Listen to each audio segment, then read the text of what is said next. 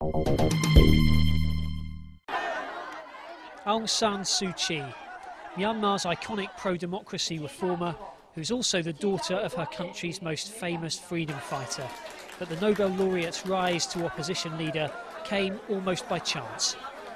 She was educated abroad, but returned home to nurse her sick mother in 1988, the same year that the military violently cracked down on anti-government street demonstrations, killing thousands of people.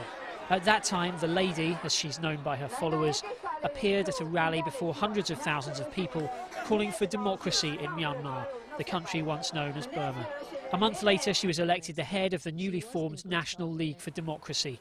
The NLD won a decisive victory in elections 2 years later, but the generals refused to recognise the results and placed Aung San Suu Kyi under house arrest. In the past 20 years, she's spent almost 14 in detention, but her power to inspire has not diminished.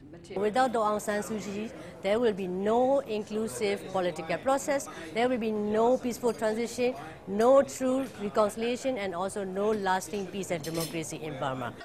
Aung San Suu Kyi's last real taste of freedom ended in 2003, when her convoy was attacked and she was again placed under house arrest. She seemed to know what was coming, speaking to reporters and diplomats a few months before the attack. I do not think there has been any progress. In fact, I would have thought that there has been some kind of regression. Myanmar was once known as the Rice Bowl of Asia. It's since become one of the poorest nations in the region.